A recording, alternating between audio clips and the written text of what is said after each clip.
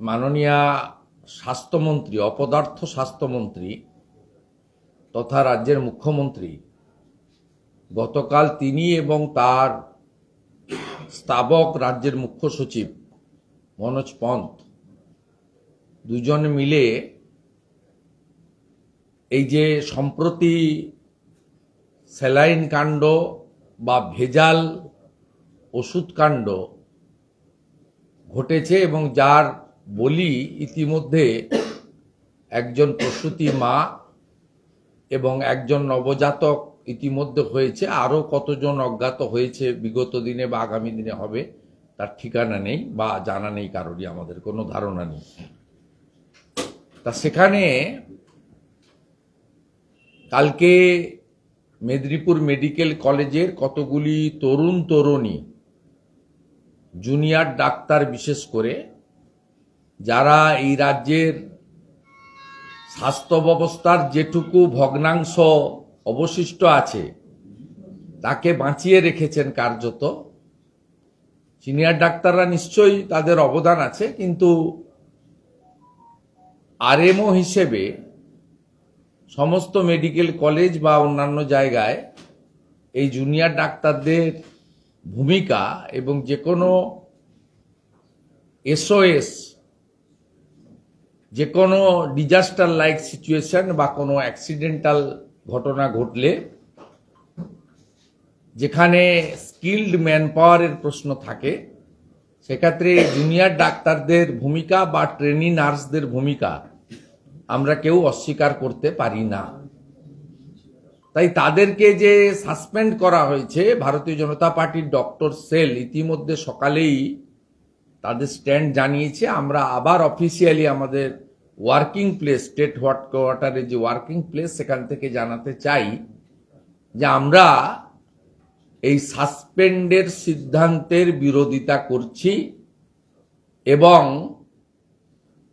অবিলম্বে এই সাসপেনশন প্রত্যাহার করার জন্য অনুরোধ নয়, দাবি করছি।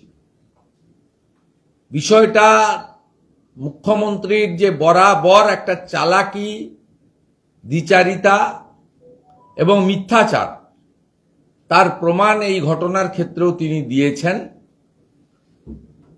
আমরা যে ক্ষেত্রে সম্প্রতি আরজিকর কাণ্ড বা অভয়াকাণ্ড যে নামেই বলুন, সেই ঘটনাতেও যখন সোচ্চার হয়েছে গোটা বাংলা, গোটা দেশ, পৃথিবীর নানা প্রান্ত, তখনও এই মুখ্যমন্ত্রী 10 লক্ষ টাকা ক্ষতিপূরণ, তারপরে এই ঘটনাটাকে চাপা দেওয়া, ঘটনার পিছনের রহস্য তাকে আড়াল করা, এভিডেন্স ডিস্ট্রয় করা, সব কাজটা তিনি তার সাঙ্গপাঙ্গদের নিয়ে করেছেন। এক্ষেত্রে আমরা প্রথম দিন থেকে আপনারা মিডিয়া এবং হেলথ ডিপার্টমেন্টের লিখিত যা হয়েছে, প্রেসের সামনে মনোজ পন্ত, নারায়ণ স্বরূপ, নিগম রায় এসেছেন অনেক পরে, যখন আপনারা বললেন, আমরা বললাম মেদিনীপুরে বিজেপির যুব মোর্চা অ্যাজিটেশন করেছে, অন্য দলের লোকেরাও কম বেশি করেছে, আমি অস্বীকার করব না। তখন বাধ্য হয়ে বিকেলবেলা একটা প্রেস কনফারেন্স করেছিলেন। আমার মনে আছে আমি যখন অ্যাসেম্বলির গেটে প্রেস করি 2টো নাগাদ, ঠিক তারপরে 3:30, 4টে নাগাদ একটা কাউন্টার প্রেস মনোজ পন্ত, নারায়ণ স্বরূপ, নিগমকে দিয়ে মুখ্যমন্ত্রী নবান্নতে করান। তার আগে ওরা মুখ খোলেনি, কিন্তু মুখ খোলার দরকার নেই। আমরা যে ডকুমেন্টগুলো আমাদের হাতে আছে সেই ডকুমেন্টগুলোর মধ্যে 8ই জানুয়ারি ডেপুটি সেক্রেটারি স্বাস্থ্য ভবনের হোয়াটসঅ্যাপ মেসেজ সমস্ত এমএসভিপি, সুপার, সংশ্লিষ্ট সকলকে তিনি দিয়েছেন যে পশ্চিমবঙ্গ ফার্মাসিউটিক্যাল যে কোম্পানি, এই যে আরএল নাম যে স্যালাইন বা ইঞ্জেকশন থ্রু স্যালাইন, এটাকে ব্যান ঘোষণা করা হচ্ছে এবং আপনারা স্টক থাকলে অলরেডি ইউজ করা বন্ধ করুন। 8 জানুয়ারি এটা ডকুমেন্ট। সেকেন্ড, 14ই জানুয়ারি মকর সংক্রান্তির দিন, সেই দিন লিখিতভাবে ডেপুটি সেক্রেটারি ওএসডি স্বাস্থ্য ভবন এই কোম্পানির কোন কোন ওষুধ ব্যবহার করা যাবে না তার তালিকা দিয়ে ডকুমেন্ট দেয়। আমি ডকুমেন্ট এই মিটিং এর পরে আপনাদের মিডিয়া গ্রুপে পোস্ট করে দিচ্ছি, আপনারা পেয়েছেন নিশ্চিত। তা আমরা এই যদি কোম্পানিটাকে ব্যান ডিক্লেয়ার হয়, ওষুধ যদি সন্দেহজনক হয়, মহারাষ্ট্রের ল্যাবে যদি পাঠানো হয়ে গিয়ে থাকে, তাহলে অপারেশন থিয়েটার তার গেটে সিসিটিভি লাগানো, জুনিয়র ডাক্তার কর্তব্যে অবহেলা, এই গল্পটা এলো কোথা থেকে? এটা পশ্চিমবঙ্গ ভারতীয় জনতা পার্টি, তার ডক্টর সেল এবং রাজ্যের বিরোধী দলনেতা আপনাদের মাধ্যমে মাননীয় অপদার্থ স্বাস্থ্যমন্ত্রী 13.5 বছর ধরে পুলিশ আর স্বাস্থ্যকে জলাঞ্জলি যিনি দিয়েছেন তার কাছে আমরা জানতে চাই। খুব ক্লেভারলি এখানে যেমন সঞ্জয় রায়ের উপর দিয়েই সবটা গেছে, তিনি হয়তো অভিযুক্ত, কারণ সুপ্রিম কোর্ট, সিবিআই এসব হচ্ছে, আরো অনেকে অভিযুক্ত। এখানেও যদি প্রপারলি মেডিকেলের সুপার বা যারা স্টোর হ্যান্ডেল করেন মেডিসিনের, তারা যদি ওখানকার যিনি ওটিতে লিডারশিপ দিয়েছেন তাকে মানা করে থাকেন অন রেকর্ড যে এই ওষুধ ব্যবহার করা যাবে না, তারপরেও যদি করে থাকেন, তদন্তে উঠে আসে নিশ্চিতভাবে এই ওষুধ ব্যবহার করার জন্য সরকারের আপত্তির পরেও তিনি দোষী হতে পারেন। কিন্তু কর্তব্যে অবহেলার টার্মটা এবং একসঙ্গে আরজি করের জুনিয়র ডক্টরদের যে আন্দোলন, সেই আন্দোলনে বিব্রত মুখ্যমন্ত্রী তথা অপদার্থ স্বাস্থ্যমন্ত্রী তার প্রতিহিংসা পরায়ণতাকে চরিতার্থ করার জন্য এই সুযোগটাকে কাজে লাগিয়ে এই সাসপেনশন যেটা করেছেন এটা অবৈধ, অগণতান্ত্রিক। শুধু তাই নয়, এরা কেউ ক্যাপিটেশন ফি দিয়ে কোনো প্রাইভেট মেডিকেল কলেজ থেকে ডাক্তার হননি, ম্যানেজমেন্ট কোটার ডাক্তার নয়। আমরা যা খোঁজ নিয়েছি, এরা প্রত্যেকে মেধাযুক্ত, পড়াশোনা করে এসে সাধারণ মধ্যবিত্ত কৃষক পরিবার থেকে উঠে আসা সমস্ত কৃতি ছাত্রছাত্রী যারা পড়াশোনার মধ্য দিয়ে নিজেদের মেধা অধ্যবসায়ের বিকাশ ঘটিয়ে ডাক্তারি পেয়েছেন, তাদের ক্যারিয়ারটাকে ধ্বংস করার জন্য এবং এদের মাধ্যমে ভারতীয় জনতা পার্টির ডক্টর সেলি বলুন, অরাজনৈতিক এনএমও বলুন, বা অন্য যে সমস্ত জুনিয়র ডক্টরস ফোরাম যারা আছেন, নন পলিটিক্যালি লড়াই করছেন বা তারা সবাই মিলে করছেন, তাদেরকে কার্যত ভয় দেখানোর জন্য মেদিনীপুর কোতোয়ালি পিএসএ এই 12 জনের নামে নন বেলেবল অফেন্স দিয়ে সিওমইচকে বাধ্য করানো হয়েছে এফআইআর করতে। অর্থাৎ শুধু সাসপেনশন নয়, এক্ষুনি যদি আমাদের এই এফেক্টেড ডক্টরসরা আদালতে গিয়ে কোনো প্রোটেকশন না চান বা না পান, তাহলে তাদের গ্রেপ্তার করার অ্যাম্পল স্কোপ এই vindictive lady, worthless health minister of our state Mamata Banerjee, তিনি তার পুলিশকে দিয়ে নেবেন। আমরা এক্ষেত্রে ভারতীয় জনতা পার্টি এবং as a leader of opposition এবং আমাদের ডক্টর সেলের 3 জন রেসপেক্টেড লিডার্স এখানে আছেন, অত্যন্ত সেন্সিবল লিডার এরা। এই লিডাররা তাদেরকে লিগ্যাল সাপোর্ট দেওয়ার জন্য প্রস্তুত আছে যদি তারা চায়। ফুল সাপোর্ট দেওয়ার জন্য আমরা রেডি আছি যদি তারা আমাদের ডক্টর সেলের সাপোর্ট চায় বা এলওপির সাপোর্ট চায়। তাই আমাদের আজকে প্রেস বার্তার তিনটে পার্ট। একটা হচ্ছে অবৈধ সাসপেনশন এবং এফআইআর এর আমরা নিন্দা করি।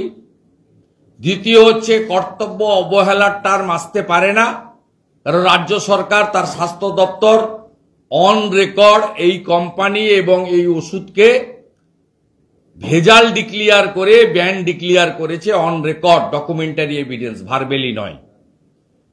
থার্ড পার্ট হচ্ছে এই জুনিয়র ডক্টররা যে কোনো ধরনের লিগ্যাল সাপোর্ট চাইলে ডক্টর সেল বিজেপি এবং লিডার অব অপোজিশন আমরা we are ready to rendering our both hands. শুধু তাই নয়, কলকাতা হাইকোর্টে যে 2-3টি পিল হয়েছে তার মধ্যে একটি পিল ডক্টর সেলের doctor Bishwapati Mukherjee with advocate Kaustav বাগচির মাধ্যমে করেছেন, তারা করেছেন। ওটা তাতেও আমাদের ফুল সাপোর্ট রয়েছে এবং তার ফলে এই আপনারা নিজেরাই দেখেছেন, স্পেশাল সেক্রেটারি হেলথ স্বাস্থ্য ভবনে আমাদের বিজেপির 15 জন এমএলএর সঙ্গে যখন শর্ট ইন্টারাকশন করছিলেন, যখন আমরা বলি কর্ণাটক সরকার আপনাকে 13 ডিসেম্বর 2024 অ্যালার্ট করেছে, তিনি বলেছেন আমরা 10 ডিসেম্বর 2024 জেনেছি। তাহলে 11 ডিসেম্বর থেকে অদ্যাবধি 14 জানুয়ারি পর্যন্ত যখন ফুল স্টককে ক্লিয়ার না করলো সরকার, এই 1 মাস 4-5 দিন কত পশ্চিমবাংলার রোগীকে এই ভেজাল এবং সাসপেক্টেড পয়জনাস স্যালাইন ইউজ করা হয়েছে তার তালিকাও আমরা চাই প্রকাশ করে, পাবলিকলি বা মিডিয়াকে না দিয়েও অন্তত পেশেন্টকে অ্যালার্ট করে তাদেরকেও প্রিকশনারি যে ট্রিটমেন্ট করা দরকার, প্রয়োজনে এইমসের সাহায্য নিয়ে, সে দাবিও আমরা করি। এবং এটা কালকে প্রপারলি কলকাতা হাইকোর্টে ভিকটিমের কম্পেনসেশন এবং কাদের শরীরে এই আরএল ব্র্যান্ড ইউজ হয়েছে তার তালিকাও সম্মানীয় প্রধান বিচারপতি 30 তারিখের মধ্যে জমা দিতে বলেছেন এবং 30 তারিখে নেক্সট ডেট রেখেছেন। ডক্টর বিশ্বপতি মুখার্জি এখানে আছেন, যিনি পিলের ফার্স্ট সিগনেটরি। সেক্ষেত্রে যেহেতু স্বাস্থ্য সচিবের বিরুদ্ধে আমাদের অভিযোগ, মুখ্য সচিবকে হলফনামার মাধ্যমে এই তালিকা মহামান্য উচ্চ আদালত কলকাতাতে প্রধান বিচারপতির, মাননীয় প্রধান বিচারপতির বেঞ্চে জমা দিতে হবে। সেটার জন্য এখনো 10-12 দিন টাইম আছে, কিন্তু আমরা চাই জনস্বার্থে রাজ্য সরকারের স্বাস্থ্য দপ্তর, এটাতে রাজনীতি, ইগো, দম্ভ, অহংকার 220 আমাদের, কারোর কথা শুনবো না, 6টা উপনির্বাচনে জিতে গেছি, বিরোধী নেই, এসব যে মাথার মধ্যে কাজ করছে আপনাদের, এইটা ছাড়ুন। অন্তত এই ইস্যুতে এটা করবেন না। ওদেরকে অ্যালার্ট করুন, ওদের চিকিৎসা দেওয়ার ব্যবস্থা করুন। টেকনিক্যাল কোনো বিষয় থাকলে ডাক্তারবাবুরা বলছেন, সেটা শুনেই আমরা বলছি, I am not doctor or expert. ডাক্তারবাবুরা সব টক শোতে বলছেন যাদের ইমিউনিটি পাওয়ার বেশি তারা হয়তো এটাকে ঠেকিয়ে দিতে পারবে, যাদের ইমিউনিটি পাওয়ার নেই তাদের হয়তো এফেক্ট হবে। এবং কতটা পরিমাণে এখানে এই টক্সিন ঢুকে আছে সেটা ল্যাব থেকে যখন, মহারাষ্ট্রের পুনে থেকে যখন আসবে তখন পরিষ্কার বোঝা যাবে। এক্ষেত্রে আরেকটা পয়েন্ট বলে আমি আমার বক্তব্য কনক্লুড করব, সেটা হচ্ছে পোস্টমর্টম রিপোর্টে সেপ্টিসেমিয়া বলা হয়েছে, তাহলে কর্তব্যে অবহেলার বিষয়টা আসছে কোথা থেকে?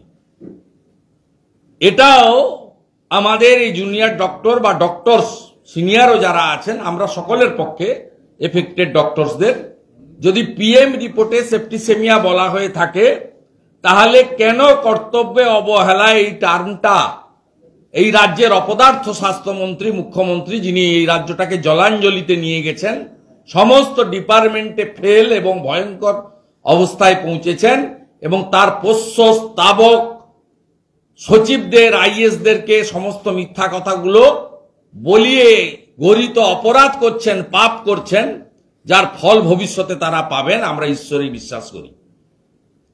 কেন বলছেন কর্তব্য অবহেলা? আপনারই ডক্টররা, কোনো সেন্ট্রাল গভর্নমেন্টের ডক্টর ছিল না, আপনার ডক্টররা পিএম রিপোর্টে সেপ্টিসেমিয়া লেখার পরে আপনি কর্তব্য অবহেলার গল্প আনেন কি করে, এই প্রশ্ন করছি। এর বাইরে ফাইনালি আমরা ভারতীয় জনতা পার্টির ডক্টর সেল এবং অন্যরা জুনিয়র ডাক্তারদের উপর যদি আগামী সোমবারের মধ্যে সাসপেনশন উইথড্র না হয়, আমরা প্রোগ্রাম ডিক্লেয়ার করব। সেটা মেদিনীপুর ওরিয়েন্টেডও হবে, স্টেট ওরিয়েন্টেডও হবে। সেটা ডক্টর শরদ্দত্ত মুখার্জি সকলের সঙ্গে কথা বলে তিনি সোমবার দিন বিকেলে প্রোগ্রাম ডিক্লেয়ার করবেন।